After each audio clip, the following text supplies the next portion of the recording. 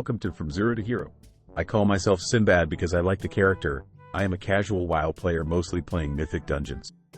In this series, I will show you how to reach and pass some endgame content in an easy way. I also do personal coaching that can help improve your gameplay. The goal is to help you surpass all dungeons at plus 20 level, where you will get the reward of teleport to dungeons. I do not charge anything now as I just want to have friends to play with. You can join my Discord and send me a DM so we can be friends. For now, let's get to first episode, Dragonflight Season 4 Tank Tier List. This list is not about comparing which one is stronger. This list is about comparing easiness of each spec. If you are a beginner or you feel the game was quite tough, this is for you. If you are a player with the mindset, S tier spec is what you like to play, this is not for you. Though, that statement was not wrong and I will talk about it in future video. For now, let's get started. Brewmaster. Do not play Brewmaster unless you are already a good player and need more challenge. Brewmaster can do tons of damage, have great survivability through stagger, a disease and poison dispel, some hard CC, can remove movement and pair effects. However, they have very complicated toolkits and rotation. You also must pay attention to a whole tons of different things to keep yourself alive. Do not let those tops players trick your eyes. This spec is extremely more complicated than just build stagger then purify it. D rank for this spec. Don't do it unless you want to hate yourself while just starting to play. Blood Death Knight. Blood decay is contraindicated for player with heart conditions. You will constantly play with your health bar jumping back and forth between 1 and 100%. Well, no more joking. Blood decay is capable of soloing most bosses as long as they do not have a hard enrage mechanic. When you play it right, your healer only need to worry about the DPS in themselves. Yet, only when you play it right. Messing up one ability in your rotation and you're dead.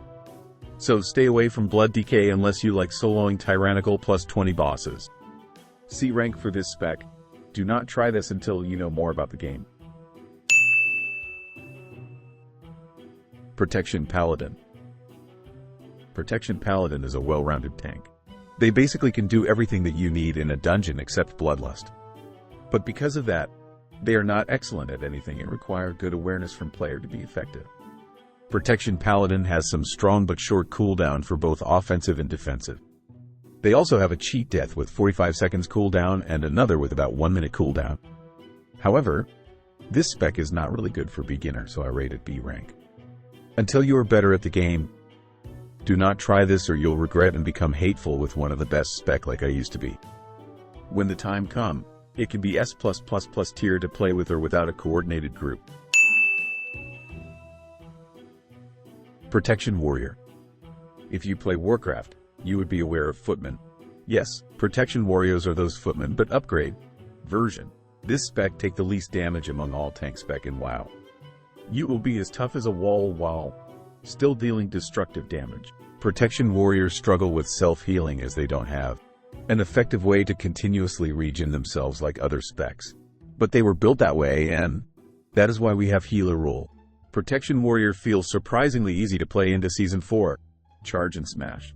Yet, your back is weak so always face your enemies and you will be fine. A rank for this spec. Guardian Druid. For some reason in video games, any bear always feel very tanky. In WoW, Guardian Druid also known as Bear Tank. This spec is second to Protection Warrior in toughness. Yet, they are equipped with really high self-heal making them also invincible, and unless you're playing really high-level content like aiming for top 1%, you can just charge in a big group of monster and coming out alive. When playing right, you can also solo some bosses easily. Guardian Druid also has a lot of utilities such as Soothe, Poison, and Curse Dispel, Battle Res. Best things is, your DPS rotation will also give you some defensive value and vice versa. You can focusing on staying alive and still dealing lots of damage. A plus to S tier for this spec. Highly suggest for new player wanting pushing higher key. Vengeance Demon Hunter. S tier is there right now. Not only they were dominate last MDI contest, Vengeance Demon Hunter are just very easy to play. Jump in, press your buttons, destroy and enjoy your gameplay. The sigils weaving gameplay this season also make VDH become a CC machine. Also, with high mobility, if you run out of tools to use, just run away and kite the ads until your abilities come back. Strong damage, high self-heal, useful utilities, and best part making VDH better than Guardian Druid is you do not have to think about using your abilities for your party member, so you can just concentrate on yourself. And again, playing this spec right, you can solo some bosses as well. So that's it for my tank tier list this season. If you are new to WoW, I suggest Vengeance DH or Guardian Druid. To start, once you have a good taste of the endgame content, then you can choose whatever fit your playstyle. As for me, I will start with my Paladin and Druid. These are the two specs that even if your teammates make some mistakes, they can come back with good gameplay. I will make some video about the gameplay of each spec. They will be sub-content of this series where you will obtain some easy mode for playing each spec. Subscribe now and see those contents as soon as they're available. See you then.